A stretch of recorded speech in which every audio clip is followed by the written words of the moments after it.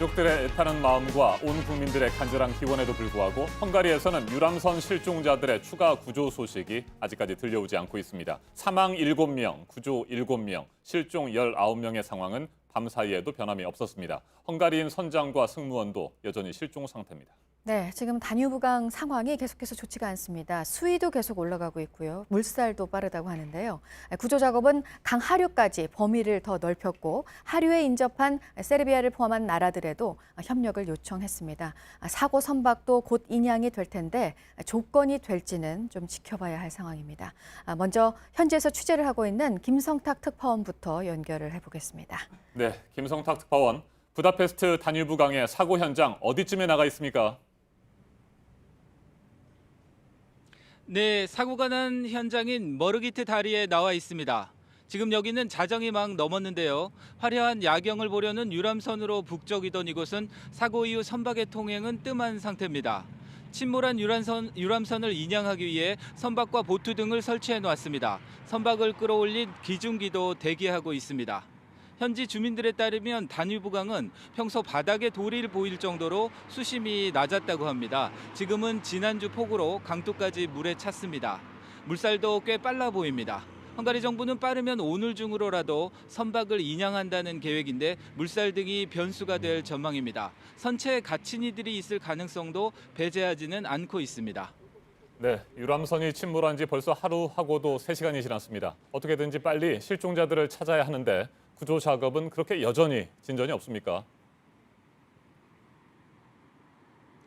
네, 헝가리 구조당국은 사고 현장에서 멀리 떨어진 곳에서 구조 작업을 벌였지만 물이 워낙 탁해 시계가 흐려서 잠수부들이 제대로 구조 활동을 하지 못한 것으로 전해졌습니다. 현재 사망자 7명 중 2명의 신원이 확인됐는데 외교부 측은 나머지 사망자의 신원도 추가 확인하기 위해서 지문 감식반을 파견하는 방안을 추진 중이라고 밝혔습니다. 구조된 7명은 3개 병원에 나눠서 후송된 후 진료를 받았으나 대부분 경상이어서 6명은 퇴원했습니다.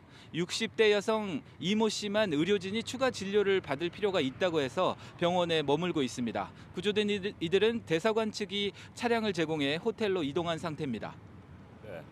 생존자들은 사고 유람선이 크루즈선과 2차례 부딪힌 뒤에 순식간에 뒤집혔고 곧바로 침몰했다고 증언을 했군요. 네, 생존자들은 어둠 속에서 물에 빠진 사람들이 허우적거리며 비명을 지르는데 아무것도 할 수 없었다고 말했습니다. 연합뉴스에 따르면 당초 머물기로 했던 호텔에 도착한 생존자 4명은 큰 크루즈가 충돌한 뒤에 순식간에 배가 뒤집혔고 갑판에 있던 사람들이 한꺼번에 물에 빠졌다고 전했습니다. 1층 선실에 있던 사람들은 배에서 빨리 빠져나오지 못했을 거라고 안타까워했습니다. 생존자들은 구명 튜브 등을 잡는 등 간신히 목숨을 구했다고 했습니다. 특히 충돌한 대형 선박은 사고 후 구호조차도 없이 같은 방향으로 운항을 계속했습니다. 가해 선박은 현재 이 다리에서 수백 미터 떨어진 곳에 정박해 있는데 사고 당시 추돌한 흔적이 그대로 남아 있었습니다. 헝가리 경찰은 이 크루즈 선장을 구금했다고 AFP 통신이 전했습니다. 네, 김성탁 특파원. 우리 정부 관계자들과 구조대는 부다페스트 현지에서 현재 어떻게 활동하고 있습니까? 네, 강경화 외교부 장관은 이곳 시간으로 오늘 오전 도착할 예정입니다. 생존자나 피해자 가족들도 속속 도착할 것으로 보입니다. 강 장관과 대사관 측은 가족들과 만나 향후 대책을 논의할 계획입니다. 한국 구조대원들도 활동을 본격적으로 시작할 것으로 보입니다. 생존자들 가운데는 구조된 후 충격이 심한 데다 의사소통도 힘들어 방치된 상태였다고 말해 주 헝가리 대사관 측의 초기 대응에 문제점이 노출되기도 했습니다. 지금까지 부다페스트 사고 현장에서 JTBC 김성탁입니다.